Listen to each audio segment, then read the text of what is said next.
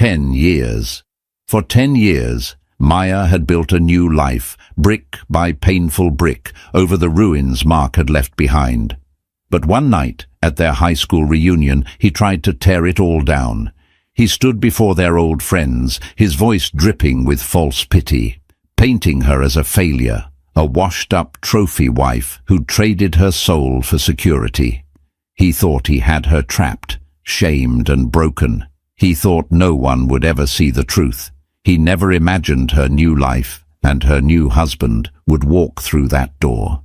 The invitation had been sitting on the marble island in her kitchen for 3 weeks, a crisp, cream-colored rectangle of judgment.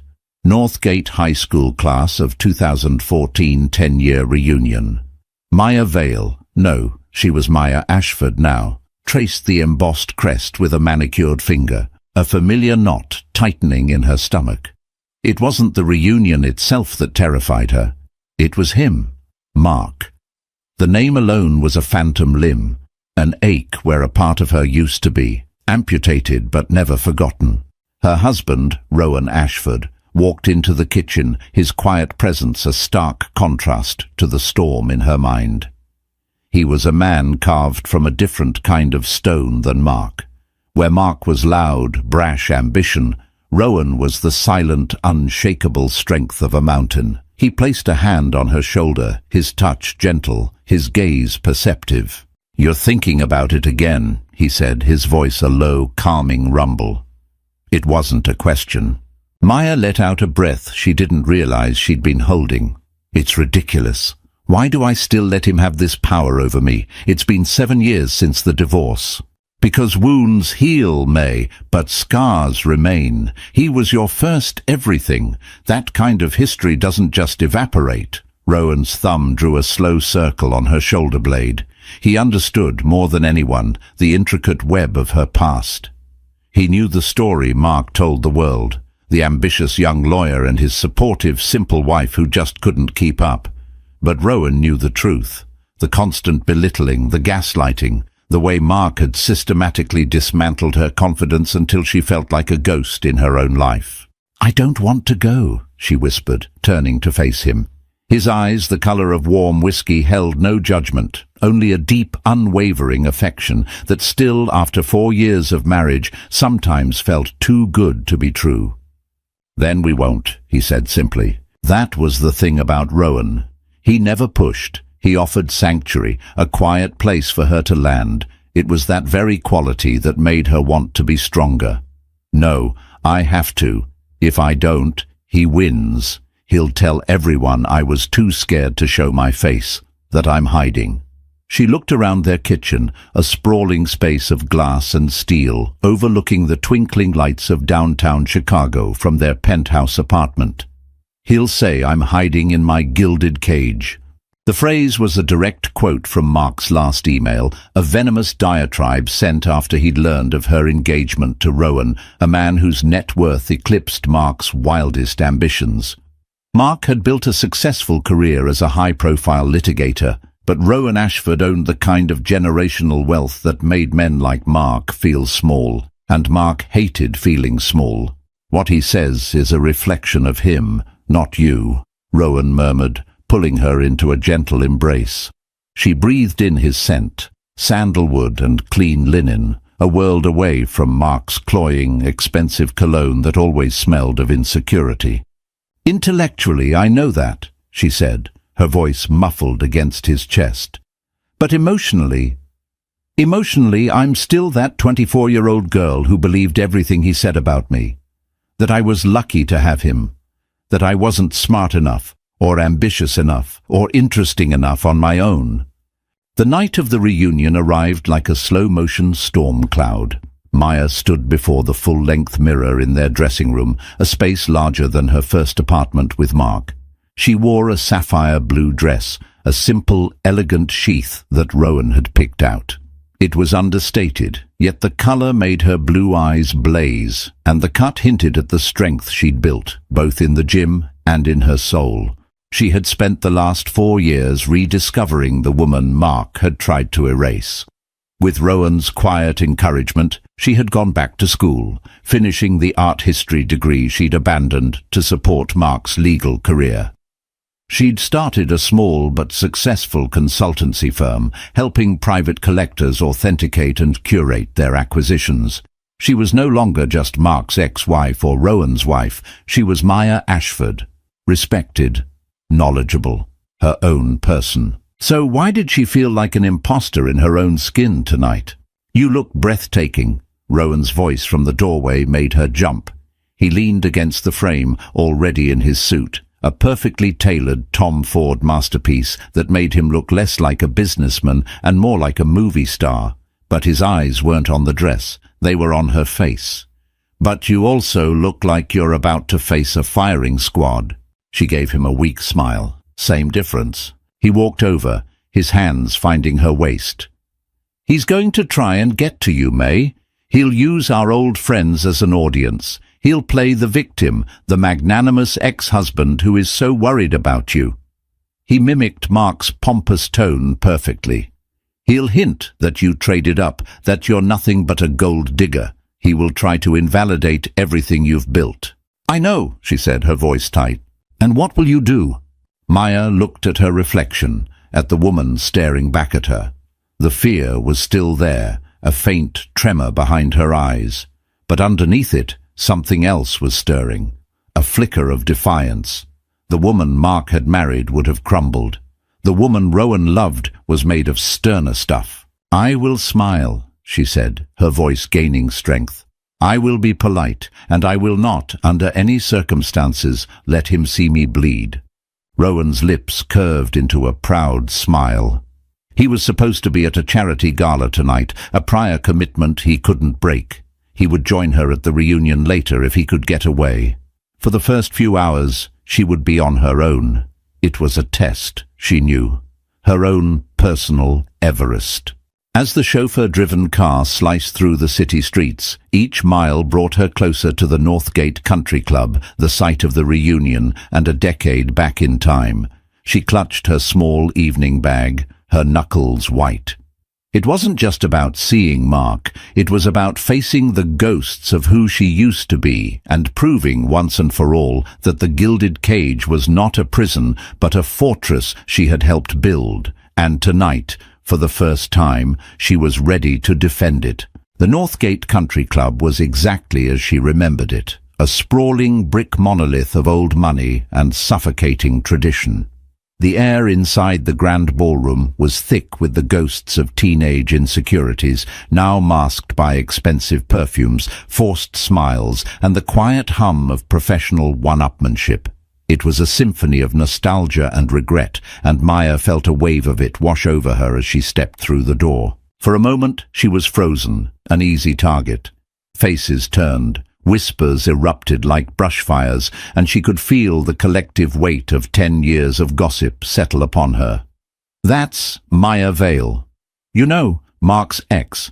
Did you hear who she's married to now?" Then a familiar welcome voice cut through the noise. "May, my God, you came!" Jessica Tran, her best friend since kindergarten, broke away from a small group and enveloped her in a fierce hug. Jess, now a sharp-witted pediatrician with 2 kids and a perpetually tired but happy glow, had been her rock during the divorce. She was one of the few who had seen the cracks in Mark's perfect facade from the beginning. "I almost didn't," Maya admitted, her voice tight with tension. "Well, you look incredible, like take no prisoners, burn it all down incredible," Jess said, holding her at arm's length. "That color on you is a power move." Maya managed a genuine smile. "It's my armor for the evening." "Good. You're going to need it. The jackal is holding court by the bar." Maya's eyes instinctively followed Jess's gaze. And there he was, Mark. He hadn't changed much physically. He still had the same sandy blonde hair, the athletic build from his college football days, and the smile that could sell ice to an Eskimo. He was surrounded by a rapt audience, old teammates, former cheerleaders, the people who had always orbited him. He was gesturing with a glass of scotch in his hand, his voice carrying across the room, full of the easy, practiced charm that had once captivated her. He hadn't seen her yet. Her heart hammered against her ribs, a frantic bird trapped in a cage. "Breathe, May. Just breathe." "Come on," Jess said, grabbing her hand and pulling her towards a quieter corner. "Let's get a drink in you, and you can tell me all about that art deal in Florence.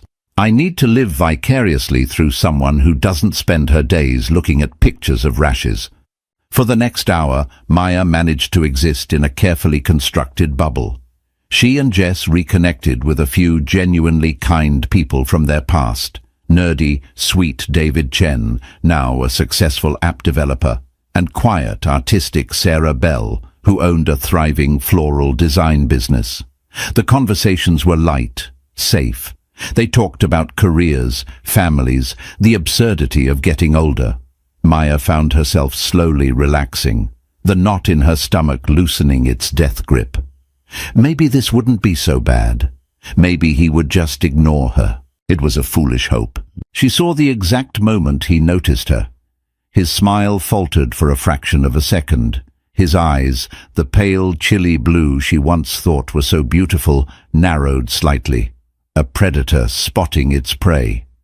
He excused himself from his group, his movements smooth and deliberate as he began to weave his way through the crowd towards her. Jess squeezed her arm. "Showtime," she muttered under her breath. "Remember who you are." Maya squared her shoulders, her fingers tightening around the cool glass of her sparkling water. She would not run.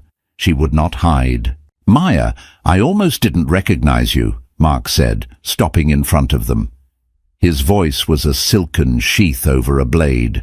His eyes did a slow, deliberate sweep of her body, from her designer heels to her simple pearl earrings, lingering for a moment on the sapphire and diamond ring Rowan had given her. It was a look designed to be both appreciative and dismissive, as if he were appraising livestock. "You clean up well." It was the same backhanded compliment he'd used for years. "You look nice tonight, May. It's amazing what a little effort can do." The old Maya would have flushed and stammered. The new Maya met his gaze without flinching. "Hello, Mark. You haven't changed at all." She delivered the line with a cool, neutral tone, letting the ambiguity hang in the air. A flicker of annoyance crossed his face before he masked it with his trademark charm. Still the same old Mark, working hard, fighting the good fight. He turned his smile on Jess. "Jess, great to see you. How's the family?" He was playing the part of the gracious, friendly guy, the bigger person. It was a calculated performance for the people who were now subtly watching their interaction. "We're great, Mark," Jess replied, her tone clipped and cool. Mark's attention snapped back to Maya. "So I hear congratulations are in order. You landed the big one, Rowan Ashford. That's impressive. Must be nice not to have to worry about anything anymore." The first shot had been fired. It was subtle, a carefully worded insinuation lobbed in front of their peers. "You didn't earn your life, you married it." "I'm very happy, Mark," Maya said simply, refusing to take the bait. "Oh, I'm sure you are. It's a long way from our tiny walk-up in Wrigleyville, isn't it?" He laughed, a sound that was meant to be shared and nostalgic, but was edged with something sharp and bitter. "Remember how we used to count pennies to afford pizza on a Friday night? I guess you're eating off gold plates now, huh?" He was building his narrative, piece by piece. He was the salt-of-the-earth guy they all remembered, the one who'd built his success from scratch. She was the one who had taken a shortcut, who had abandoned their shared history for a life of unearned luxury. He was creating a power imbalance, casting himself as the relatable hero and her as the detached, unknowable elite. "I remember our history very well, Mark," she said, her voice dropping a notch, a hint of steel entering her tone. "I remember all of it." His smile tightened. He knew she wasn't just talking about the pizza. She was talking about the nights she'd stayed up typing his briefs, the promising job interviews she'd turned down so she could support his dreams, the inheritance from her grandmother that had paid for his bar exam fees, an investment he had long since forgotten to mention. He was about to retort when someone clapped him on the shoulder. It was Tom Riley, the former quarterback and one of Mark's closest acolytes. "Mark, buddy, we're about to do toasts. You've got to say a few words." Mark's face lit up. An audience, a microphone. It was his natural habitat. He gave Maya a final, condescending smirk. "You'll have to excuse me. Some of us still have to network." He turned and walked towards the stage, leaving Maya standing in the silent, churning wake of his arrival. Jess let out a low whistle. The narcissist has landed, and he's preparing for a public execution. Maya watched him take the stage, her blood running cold. This was worse than she had imagined. He wasn't just going to shame her in a private conversation. He was going to do it in front of everyone. The clinking of a knife against a champagne flute cut through the ballroom's chatter, a high, piercing sound that demanded attention. Every head turned towards the small, makeshift stage where Mark stood, bathed in the warm glow of a spotlight. He held a microphone in one hand and his half-empty glass of scotch in the other, looking every bit the master of ceremonies. To anyone who didn't know him, he looked confident, charming, and completely at ease. Maya knew better. She recognized the predatory gleam in his eyes, the subtle tension in his jaw. This was Mark in his element, a courtroom of his peers, and he was both prosecutor and star witness. "Hey, everyone!" he began, his voice booming through the speakers. A chorus of cheers and whistles answered him. "It is so good to see all of you. 10 years. Can you believe it? Some of us look a little older." He paused for laughter. "Some of us look a little richer." His eyes swept the room and landed, for a pointed second, on Maya. "And some of us are just happy to still be standing." He was a master of insinuation. Each word was a carefully chosen pebble tossed into the pond of public opinion to create ripples of speculation. Maya stood rigid, Jess's hand a warm, steadying presence on her back. She could feel the curious glances of their classmates, their faces a mixture of intrigue and pity. "I look around this room and I see a lot of success stories," Mark continued, his tone shifting to one of feigned sincerity. "Doctors, entrepreneurs, parents, people who have worked their tails off to build something real, something they can be proud of." He took a sip of his scotch, letting the statement hang in the air. The subtext was clear. Real success was earned through struggle, not marriage. His gaze found Maya again, this time holding it. He raised his glass in a mock toast. "And I want to give a special shout-out to my ex-wife, Maya Vale." A murmur went through the crowd. It was audacious, even for Mark. To call her out by her maiden name, to do it so publicly. It was a calculated move to strip her of her current identity and drag her back into a past he controlled. "Some of you might not know, but May and I were high school sweethearts. We built a life together from nothing." He shook his head, a sad, nostalgic smile playing on his lips. "I put everything I had into my career, into building a future for us. And she was right there alongside me, for a while." The phrase, "for a while," was laced with a delicate poison. It suggested she had abandoned the mission, that she had lacked the fortitude to see the struggle through. Maya's hands clenched into fists at her sides. She could feel the blood pounding in her ears. He was rewriting their history in real time, painting himself as the hard-working, forsaken husband. "Life takes us in different directions," he went on, his voice dripping with false magnanimity. "Paths diverge. People change. And while my path was maybe a little steeper, a little harder, I wouldn't trade the grind for anything. It builds character. It teaches you what's really important." He was spinning a web, and she was at the center of it. Every word was designed to diminish her, to frame her present happiness as shallow and unearned. He was preying on the classic trope of the gold digger, a narrative as old as time and just as effective. He knew that in a room full of people who had spent the last decade climbing corporate ladders and paying off mortgages, his story of grit would be far more relatable than her story of marrying a billionaire. A woman near them, someone Maya vaguely remembered as a cheerleader named Tiffany, whispered to her friend, just loud enough to be heard, "Wow, I always wondered what happened with them. He seemed so broken up about it." Maya's stomach churned. It was working. He was casting his spell, and they were all falling under it. "But you know," Mark said, leaning into the microphone, his voice dropping into a confidential, almost confessional tone, "I worry about her sometimes. I do." He looked directly at Maya now, his eyes filled with a theatrical concern that made her skin crawl. "When you get handed everything on a silver platter, you can lose touch with reality. You can forget who you are, where you came from. You can forget the people who were there for you when you had nothing." This was the first stone. It wasn't a direct accusation, but an expression of concern. It was a masterful piece of manipulation, framing his cruelty as kindness. He wasn't attacking her, he was worried about her. He was the good guy, the caring ex-husband who just wanted what was best for her. The silence in the room was deafening. Everyone was watching her, waiting for her reaction. A tear, a denial, an angry outburst. Any emotional response would be a victory for him, proof that his words had hit their mark. Maya took a slow, deliberate breath. She remembered Rowan's words. "He will try to invalidate everything you've built." She remembered her own promise. "I will not let him see me bleed." She raised her chin slightly. She did not look away from Mark's gaze, and she did something he did not expect.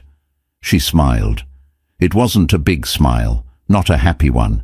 It was small, serene, and utterly unreadable. It was the smile of a woman who knew a secret he couldn't possibly comprehend. Her lack of reaction seemed to throw him off balance. He had expected a crack in her composure, a sign of weakness he could exploit. He saw none. He faltered for a moment, his folksy charm evaporating, revealing the raw animosity beneath. He recovered quickly, ending his toast with a flourish. "So, here's to the class of 2014, to hard work, to real success, and to never forgetting who you are." A smattering of applause broke the tension, but it was hesitant. Mark had overplayed his hand slightly. The attack had been too personal, too pointed.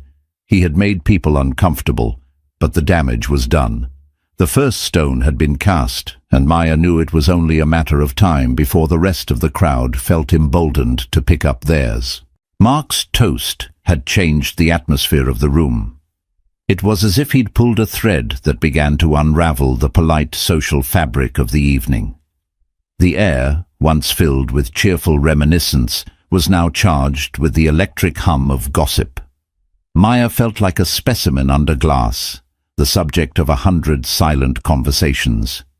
The whispers were everywhere, discreet but palpable. She could see them in the quick, sidelong glances, the heads bent together in conspiratorial huddles, the sudden silences that fell when she walked past a group. Jess, fiercely loyal, tried to run interference. "Don't listen to them, May. They're vultures. They feed on this stuff." But the judgments were impossible to ignore. They were subtle, delivered not in outright accusations, but in the careful phrasing of questions. "Maya, it's so good to see you."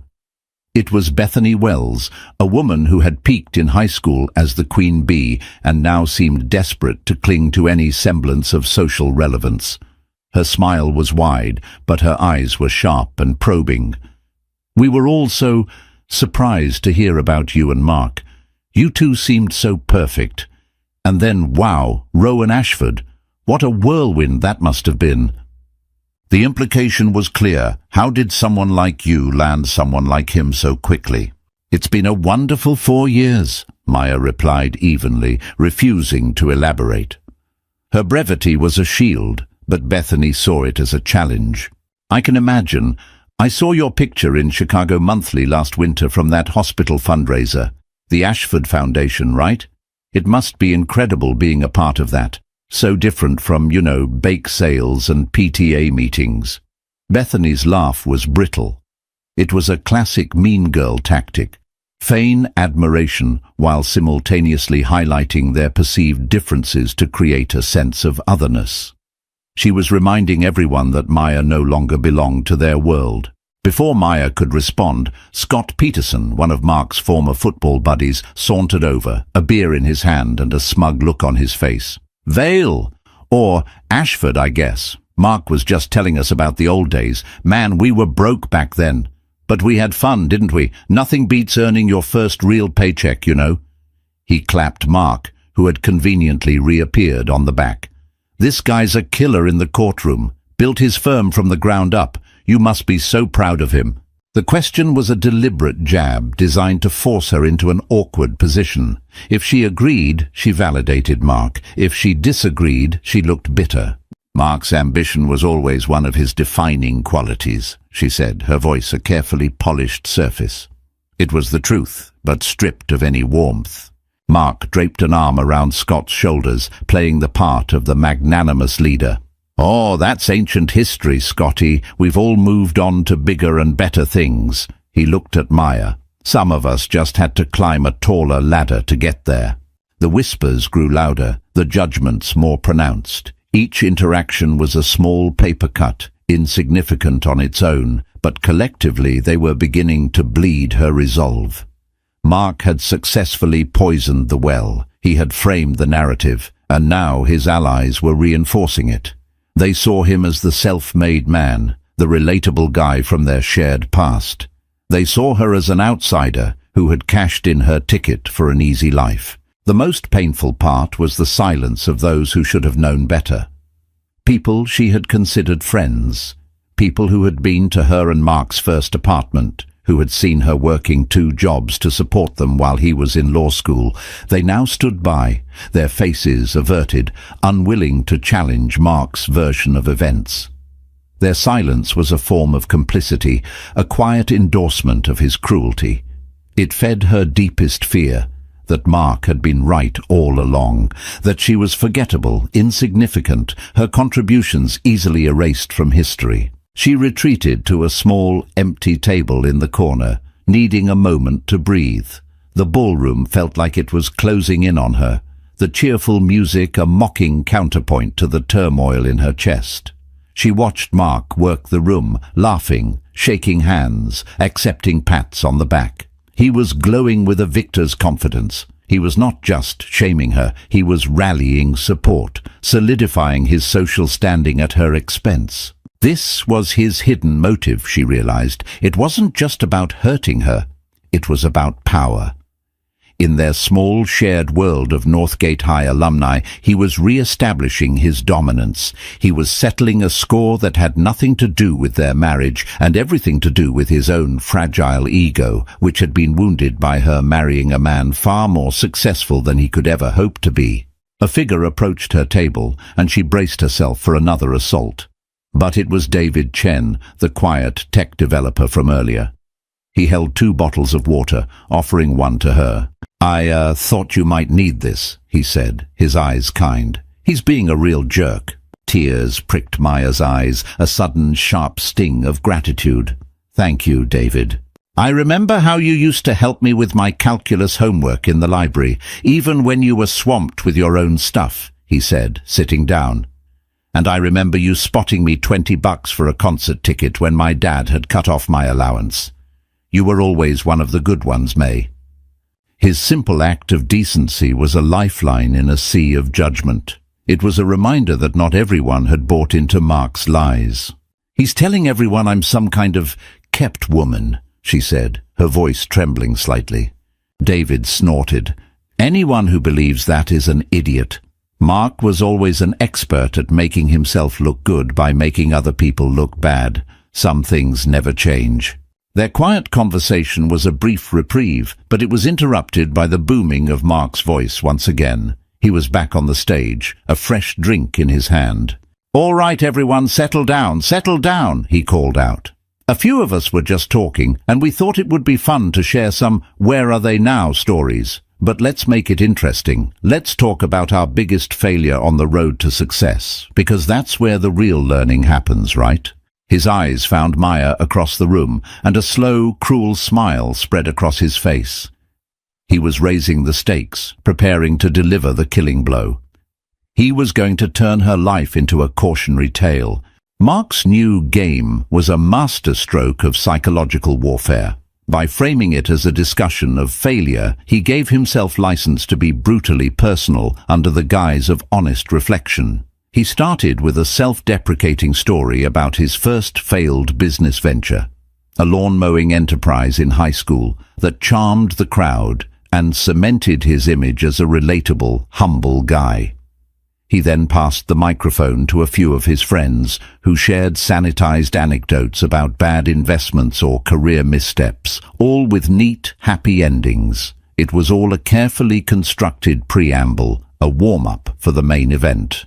Maya watched, her dread mounting with each speaker.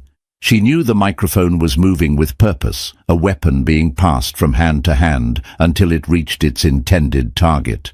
The room was a pressure cooker, and she was at its center. Finally, Mark reclaimed the stage. "This has been great, guys. A real lesson in resilience." He paused, his expression shifting to one of deep, sorrowful contemplation. "But it gets me thinking about a different kind of failure. Not a business failure, but a personal one." He looked out over the crowd, his gaze sweeping past Maya as if he were just speaking to the room at large, but the focus of his energy was unmistakable. "You can have all the success in the world, but it doesn't mean much if you lose yourself along the way. I once knew someone who had so much potential, so much light.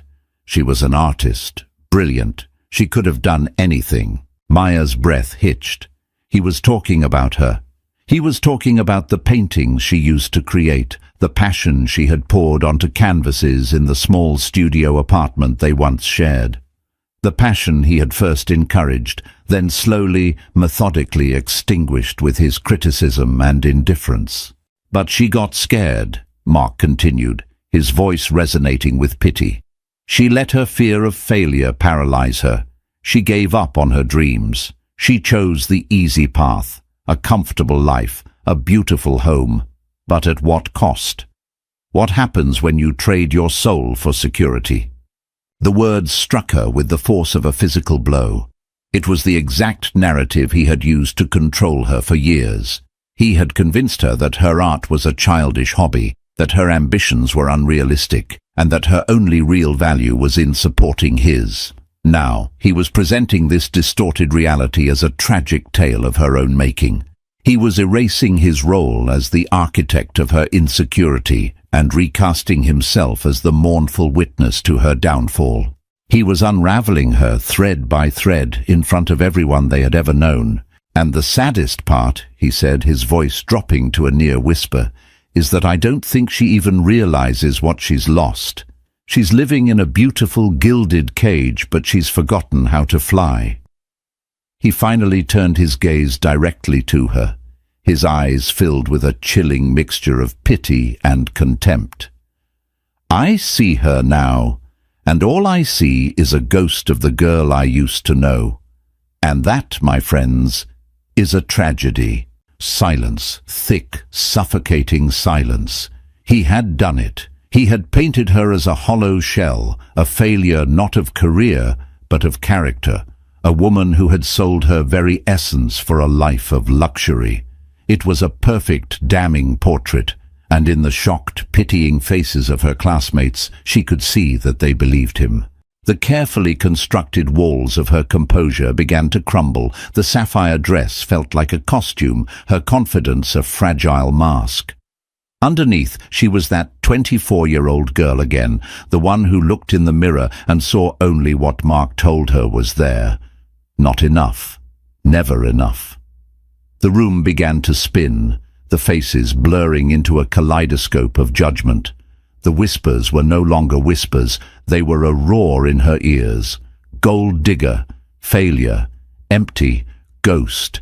Jess grabbed her hand, her knuckles white. "May, breathe, he's lying, it's all lies."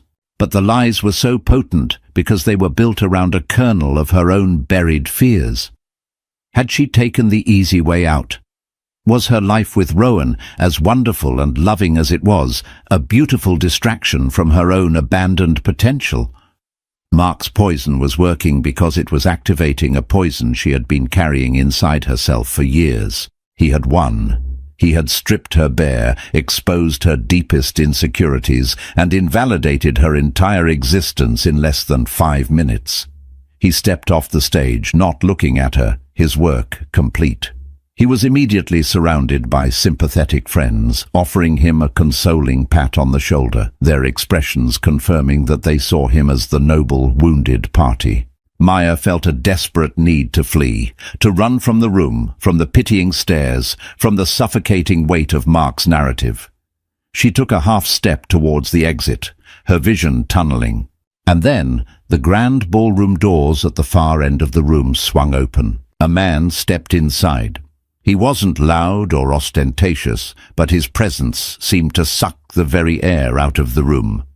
He was tall and impeccably dressed, but it was the aura of quiet, unshakable authority that commanded instant attention. He stood for a moment, his whiskey-colored eyes scanning the crowd with a calm, discerning intelligence. He wasn't looking for anyone in particular, but the room's entire social ecosystem seemed to shift and recalibrate around him. The whispers started again, but this time they were different. They were not filled with gossip and judgment, but with awe and disbelief. "Is that— Oh my God, it is! That's Rowan Ashford!" He saw her.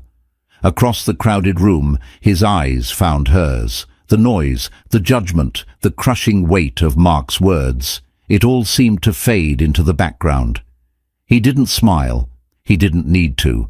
His gaze was a lifeline, a silent promise. "I'm here." He began to walk towards her, his stride unhurried and deliberate. The crowd parted for him like the Red Sea. Mark, in the middle of his circle of sympathizers, turned to see what had caused the commotion. His face, flushed with victory just moments before, went slack. The color drained from it, leaving behind a pasty, shocked pallor. The hunter had just realized that a much larger, more dangerous predator had entered his territory. Rowan's entrance was not an arrival. It was an event.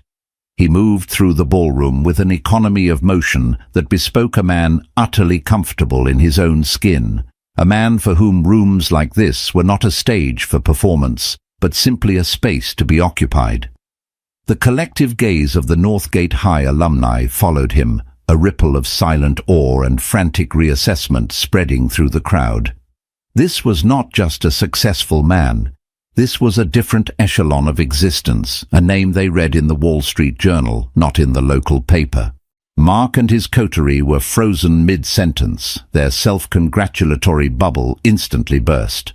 Mark's face was a canvas of conflicting emotions, disbelief, fury, and a sudden, stark awareness of his own provincial status. He, who had just spent the last hour meticulously crafting his image as the self-made king of their small pond, was now face to face with an ocean. Rowan didn't so much as glance in Mark's direction. His focus was entirely on Maya. As he drew closer, he saw the tremor in her hands, the sheen of unshed tears in her eyes, the fragile way she held herself together. His expression, which had been neutral and observant, softened with a deep, protective tenderness that was meant only for her. He reached her and, without a word, took her hand. His fingers were warm and strong, a solid anchor in her swirling sea of panic. He lifted her hand to his lips and pressed a gentle kiss to her knuckles, a small, intimate gesture that was somehow more powerful and declarative in this public space than any grand pronouncement. "I'm sorry I'm late," he said, his voice low and for her ears only. The gala was interminable. "Rowan," she breathed, his name a prayer of relief. "What are you doing here?" "You're my wife," he answered simply, as if that were the only explanation necessary in the world. He turned his attention to Jess. "Jessica, it's good to see you." "You too, Rowan," Jess said, her eyes wide with a mixture of shock and admiration. "Your timing is impeccable." Rowan's gaze finally drifted from Maya, sweeping over the room. He took in the stunned faces, the awkward silence, and then, finally, he allowed his eyes to land on Mark. He didn't glare. He didn't glower. He simply looked. It was a calm, appraising gaze, the kind a geologist might give a common rock. In that single dismissive glance, he stripped Mark of all his bluster and bravado, rendering him small and insignificant. Mark, recovering some of his composure, puffed out his chest and took a step forward, forcing a bravado he clearly didn't feel. "Ashford, I'm Mark Reynolds, Maya's ex-husband. We haven't been formally introduced." He stuck out his hand, a desperate attempt to assert some form of equality, to prove he belonged in the same ring. Rowan looked down at the offered hand for a long moment, not with contempt, but with a kind of detached curiosity.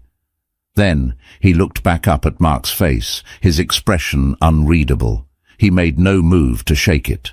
"An introduction isn't necessary," Rowan said, his voice quiet but carrying with absolute clarity in the silent room. "I know who you are." The simple statement was devastating. It implied a history, a knowledge that went beyond a simple name. The hand Mark had offered hung in the air for a painful second before he awkwardly let it drop to his side. A flush of angry humiliation crept up his neck. Rowan turned his body slightly, creating a subtle but unmistakable barrier between Mark and Maya.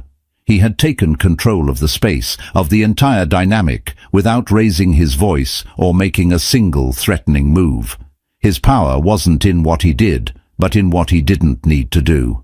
"I believe you were entertaining everyone with stories," Rowan said, his eyes still on Mark. "Something about failure?" Mark swallowed hard. "Just some old friends sharing stories. You know how it is?" "I'm not sure I do," Rowan replied, his tone still mild, almost conversational. "My wife is one of the most resilient and courageous people I have ever met. Her definition of success might differ from yours. You see, she measures it not by the noise you make, but by the quiet integrity with which you build a life. Not by the dreams you loudly proclaim, but by the ones you quietly, diligently achieve." Each word was a precise, surgical cut, dismantling the very foundation of the narrative Mark had so carefully constructed. He wasn't just defending Maya, he was redefining the terms of the entire debate. Maya stared at him, her heart swelling with a feeling so immense she could hardly contain it. He hadn't stormed in, fists swinging. He hadn't caused a scene. He was defending her with his intelligence, his dignity, and his unwavering belief in her. He was showing everyone in the room the man he was, and in doing so, he was showing them the woman he saw when he looked at her. The onlookers were captivated. This was a drama far more compelling than Mark's self-pitying monologue. It was a quiet, deadly clash of two vastly different kinds of power. One was loud, insecure, and built on the subjugation of others. The other was quiet, absolute, and rooted in conviction. "I think," Rowan said, his gaze finally releasing Mark and turning to the rest of the room, a hint of steel now underlying his calm tone, "that the game is over." He then looked back at Maya, his face softening once more. "Shall we get some air?" He didn't wait for an answer. Keeping her hand firmly in his, he began to lead her away from the toxic epicenter of the room. The crowd once again parted for them. They walked past the stunned faces, the open mouths, the dawning comprehension in the eyes of their classmates. As they reached the doors, Maya chanced one last look back. Mark was standing alone, his former audience having subtly drifted away, not wanting to be associated with the losing side. He looked deflated, his cheap victory having turned to ash in his mouth. For the first time that night, he looked exactly like what he was, a bully who had just been put in his place. The cool night air was a balm on Maya's flushed skin. Rowan led her through a set of French doors onto a deserted stone terrace overlooking the golf course. The manicured green, bathed in the silvery light of the moon, was a landscape of perfect, ordered calm, a world away from the social battlefield inside. For a long moment they stood in silence, the distant sound of the party a muted thrum behind them. Maya finally let out a shuddering breath, the tension of the last few hours releasing from her body in a wave. "Thank you," she whispered, her voice thick with emotion. "You didn't have to do that." "Yes," Rowan said, turning to face her, his hands finding hers and holding them gently. "I did. I will not stand by and allow someone to speak about my wife that way, ever. He made me feel so small," she confessed, the shame of it still clinging to her. For a minute there, I almost believed him. I almost believed I was that person he described. He described a ghost, Rowan said, his voice firm, a fiction he created to soothe his own ego. The woman I see is a brilliant art consultant who single-handedly brokered the acquisition of a Monet for one of the most demanding collectors in the world. The woman I see is a partner, my most trusted advisor. The woman I see just secured a seat on the board of the Children's Literacy Foundation. A ghost couldn't do that, May. Only a formidable woman could. He was listing her accomplishments, not as a defense, but as a statement of fact. He was holding up a mirror, forcing her to see the reflection he saw, the truth that Mark's vitriol had tried to obscure. Just then, the French doors opened again. It was Mark. His face was a thunderous mask of rage. The public humiliation had festered, and his need for confrontation had overridden any sense of self-preservation.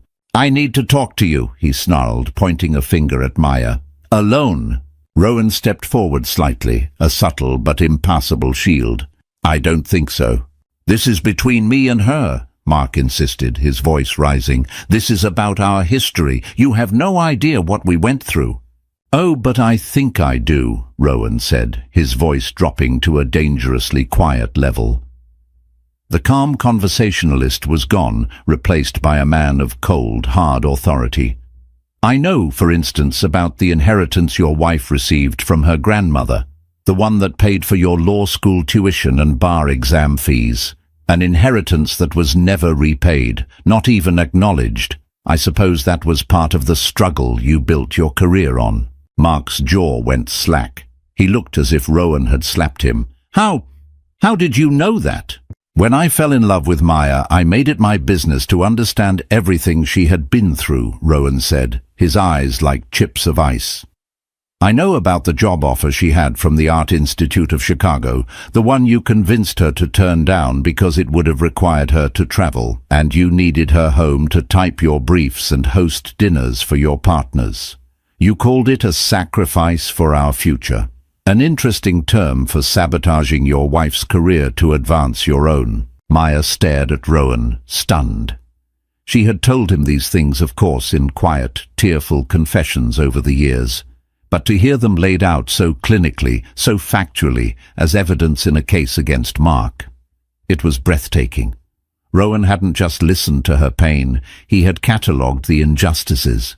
"And I know," Rowan continued, his voice relentless, "that after your first big case, when you bought yourself a Porsche, you told Maya there wasn't enough money left for her to take the master's program she'd been accepted to, even though the tuition was less than a quarter of the price of your car." Mark was pale, stumbling backwards a step. "That's not... It was more complicated than that."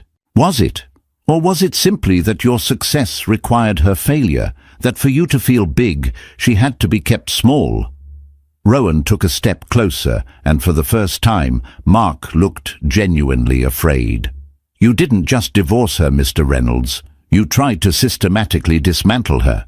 Her confidence, her ambition, her sense of self-worth.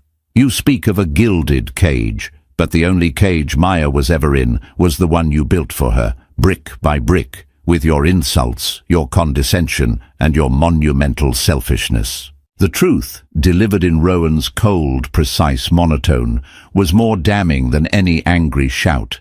It sucked all the oxygen from the terrace. Mark stood exposed, not as a wronged ex-husband, but as a petty, emotional abuser. His hidden motives were no longer hidden. They were laid bare for all to see. It was never about love or history. It was about jealousy.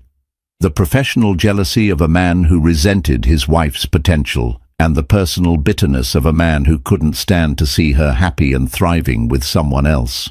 "So you are correct," Rowan concluded, his voice softening slightly as he turned his gaze back to Maya. "This is about your history, and I am here to ensure that history no longer has the power to harm her." He then looked back at Mark, his expression one of finality and dismissal. "You are a footnote in my wife's story, Mr. Reynolds. I suggest you learn to accept that." With that, Rowan took Maya's hand, turned his back on the sputtering, defeated man, and led her away from the terrace, leaving Mark alone with the wreckage of his own lies. It wasn't a loud victory, but a quiet one, a quiet defense that had roared like a lion. When Rowan and Maya stepped back into the ballroom, the atmosphere was electric. The confrontation on the terrace hadn't been seen, but the shift in power that occurred when Rowan arrived was still palpable.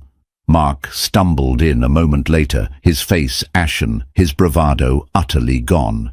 He looked like a deflated balloon, and the sight of his defeat was a truth more potent than any gossip. He avoided everyone's eyes, making a beeline for the bar, where he downed a glass of scotch in one go. The spell was broken. The narrative Mark had so carefully woven had been shredded. People who had been quick to offer him sympathy and join in the judgment of Maya now seemed uncertain, their allegiances shifting in the face of a new, undeniable reality. They began to look at Maya differently, not with pity, but with a dawning respect. They were seeing her not through Mark's tainted lens, but as the woman who stood beside Rowan Ashford, her equal in grace and quiet strength. Jess and David Chen rushed over, their faces beaming. "That was," Jess said, searching for the right word, "biblical. I've wanted to see someone put him in his place for 10 years. David just shook his head in admiration. He didn't even raise his voice. But the true reckoning was yet to come. It wouldn't come from Rowan. It would come from Maya herself. Bolstered by Rowan's unwavering defense, feeling the ground solid beneath her feet for the first time all night, she felt a profound shift within her. The fear was gone, replaced by a cold, clear anger. An anger not just at Mark, but at herself, forever letting him convince her she was less than she was. She saw Bethany Wells and Scott Peterson, two of Mark's most vocal supporters, huddled near the hors d'oeuvres table, casting nervous glances in her direction. The old Maya would have ignored them, would have been content with her private victory. The new Maya, the woman Rowan saw, walked directly towards them. They fell silent as she approached, their discomfort obvious. "Bethany," Maya began, her voice calm and steady. "You mentioned earlier how different my life must be now. You're right, it is.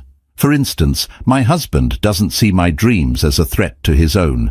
He doesn't tell me my passions are foolish hobbies. He celebrates my success instead of trying to sabotage it. That's the primary difference, not the money." Bethany's face flushed a deep, mottled red.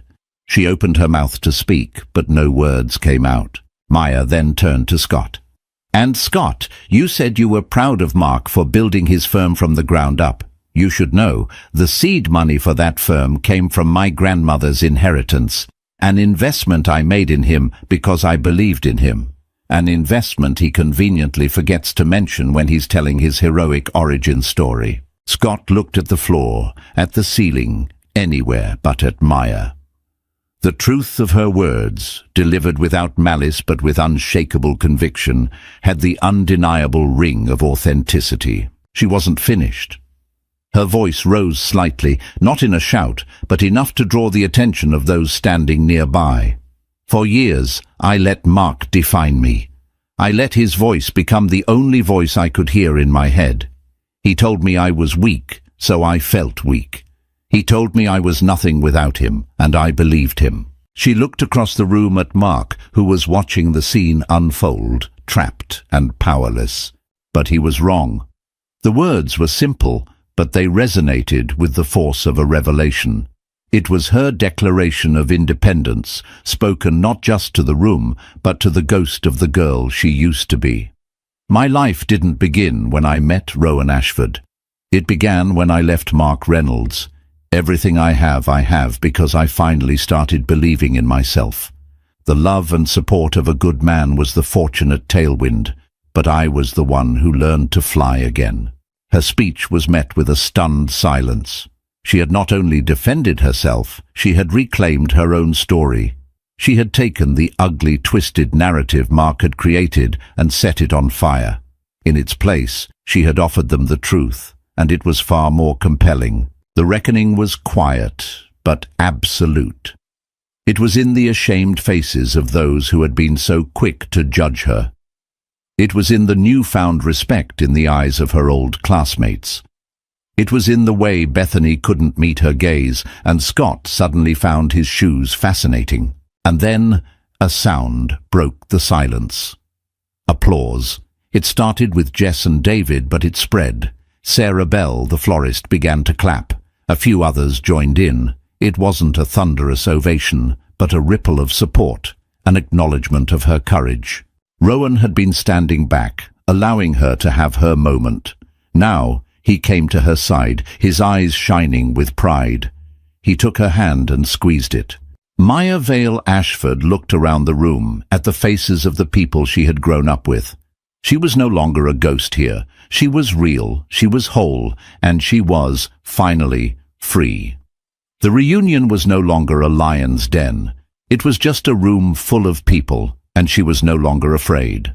Maya's story is a powerful reminder that our past doesn't have to define our future. It shows that true strength isn't about never falling down. It's about having the courage to get back up and reclaim your own narrative. She fought back against the lies not with anger, but with the quiet dignity of the truth, proving that the most powerful voice you can have is your own. Her journey from a gilded cage to a life of authentic freedom is an inspiration to anyone who has ever felt small. If this story of betrayal, redemption, and the incredible power of self-worth resonated with you, please hit that like button. Share it with someone who needs to hear it, and subscribe for more emotional stories that feel like real life.